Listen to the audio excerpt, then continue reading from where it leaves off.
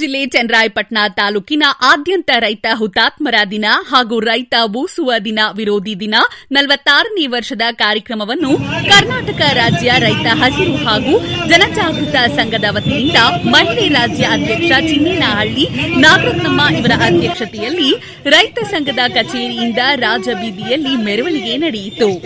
ಈ ಸಂದರ್ಭದಲ್ಲಿ ರೈತ ಮುಖಂಡರುಗಳಾದ ರಾಜ್ಯ ಪ್ರಧಾನ ಕಾರ್ಯದರ್ಶಿ ಗಿರೀಶ್ ಕೊಟ್ಟಾರಿ ಮಂಗಳೂರು, ರಾಜ್ಯ ಗೌರವಾಧ್ಯಕ್ಷರು ಕುಮಾರಪ್ಪ ಮೈಸೂರು, ರಾಜ್ಯ ಕಾರ್ಯ ಅಧ್ಯಕ್ಷರು ರವಿ ಅರಸೀಕೆರೆ, ರಾಜ್ಯ ಉಪಾಧ್ಯಕ್ಷರು ಕುಮಾರ್ ಪೂರಿ ಮತ್ತು ರವಿ ದಿಬ್ಬೂರ್, ಹಾಸನ ಜಿಲ್ಲಾ ಅಧ್ಯಕ್ಷರು ಸ್ವರೂಪ್ ಕೃಷ್ಣ, ಚನ್ನರಾಯಪಟ್ಟಣ ತಾಲೂಕು ಅಧ್ಯಕ್ಷ ಮಂಜು ಮಡಬ, ಮೋಹನ್ ಜೋಗಿಪುರ, ಯುವ ಅಧ್ಯಕ್ಷ ಬಾಬು, ರಮೇಶ್ ತಾಲೂಕು ಅರಸೀಕೆರೆ ಅಧ್ಯಕ್ಷ ರವಿಕುಮಾರ್ ಜಾಗ್ವಲ್, ಟೈಲರ್ ಕುಮಾರ್, ಸಮುದ್ರಳ್ಳಿ ರಾಮಚಂದ್ರ, ಡಿಶ್ ಕುಮಾರಣ್ಣ, ಪ್ರೇಮಮ್ಮ ಮುಂತಾದವರು ಈ ಸಂದರ್ಭದಲ್ಲಿ ಭಾಗವಹಿಸಿದ್ರು.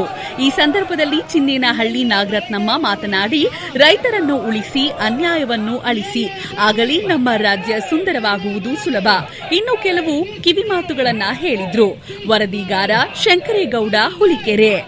ಜಾಹೀರಾತುಗಾಗಿ ವರದಿಗಾಗಿ ನಮ್ಮ ಪಬ್ಲಿಕ್ ಫೈಲ್ ಅನ್ನು ಸಂಪರ್ಕಿಸಿ.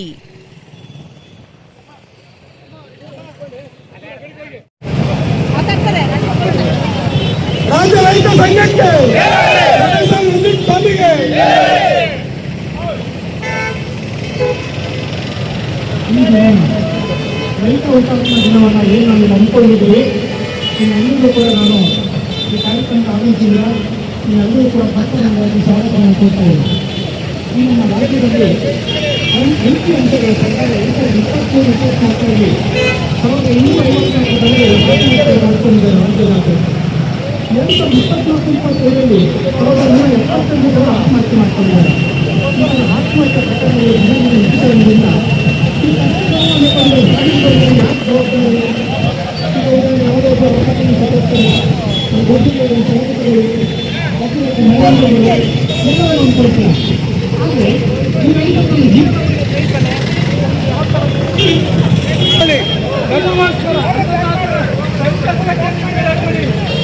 ರೈತರಲ್ಲಿ ಹೋರಾಟಕ್ಕೆ ಬೆಂಬಲವನ್ನು ನೀಡಿ ಅನ್ನದಾತ ಇದ್ದರೆ ಇವತ್ತು ರೈತ, ರೈತ ಇದ್ದರೆ ಇವತ್ತು ಅನ್ನದಾತ ಅನ್ನೋದನ್ನು ಮರಿಬೇಡಿ. ಮಹಾತ್ಮ ಗಾಂಧಿ ಹೇಳಿದರು,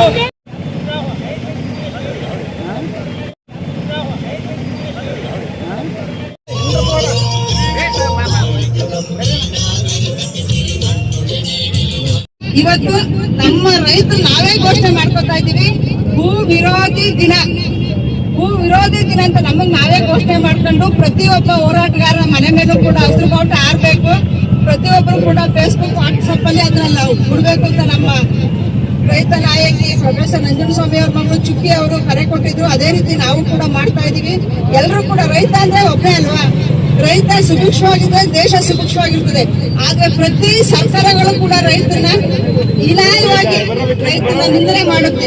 ಒಂದಲ್ಲ ಒಂದ್ ಸರ್ಕಾರ, ಯಾವ್ದು ಕಾಂಗ್ರೆಸ್, ಜೆಡಿಎಸ್, ಬಿಜೆಪಿ ನಾವು ಯಾವ್ದು ಹೊಗಳಂಗಿಲ್ಲ. ಪ್ರತಿ ಒಬ್ರು ಕೂಡ ರೈತನ ವಿರೋಧಿಸ್ಕೊಂಡೇ ಬಂದವ್ರೆ. ರೈತನ ನಮಗೆ ಇರುವಂತ ದಿನನೇ ಇಲ್ಲ. ಯಾವುದೇ ಒಂದು ರೀತಿಯಾದಂತ ಹೋರಾಟ ಇರ್ಲಿ, ಹೊಡೆದಾಟ ಇರ್ಲಿ, ನಮ್ಮ ಹೋರಾಟಗಳೇ ಇಲ್ಲ ಅಂದ್ರೆ ದೇಶ ಇನ್ನೂ ಅಧೋಗತಿಗೆ ಹೋಗ್ತಾ ಇತ್ತು. ಆದ್ರಿಂದ ಈ ರೈತ ಹೋರಾಟಕ್ಕೆ, ಈ ರೈತರಿಗೆ ಬೆಂಬಲ ಸರ್ಕಾರದಿಂದ ಎಲ್ಲಾ ಕಡೆ, ಸರ್ಕಾರ ಕೂಡ ಹೇಳಿ ಹೇಳಿ ಹೇಳಿ ಗೋಲಿಬಾರ್ ಮಾಡ್ತಾರೆ, ಗುಂಡೇಟ್ ಹಾಕ್ತಾರೆ. ಮತ್ತೆ ಮೊನ್ನೆ ಕೂಡ ಬಿಡದಿನಲ್ಲಿ FIR ಮಾಡವ್ರೆ ರೈತರು. ಯಾಕೆ FIR ಮಾಡ್ತಾರೆ, ಏನ್ ಮಾಡವ್ರೆ?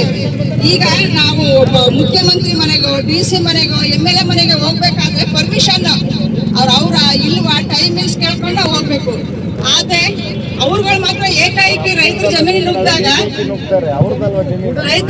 ನುಗ್ಗಿದಾಗ ನೋಡ್ತಾರೆ ಪ್ರತಿ ಹೆಣ್ಮಕ್ಳು ನಾಳೆ ಒನಕೆ, ಕಸ್ಬರ್ಕೆ, ಬಾರ್ಪಾಲು ಇಷ್ಟು ತಗೊಂಡು ರೆಡಿ ಆಗಿ ನಿಂತವ್ರೆ.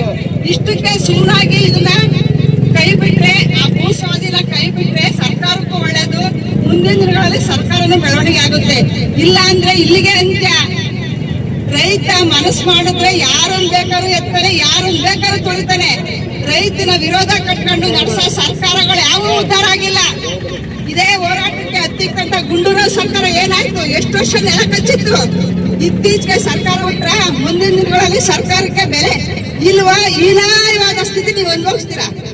ಕರ್ನಾಟಕ ರಾಜ್ಯ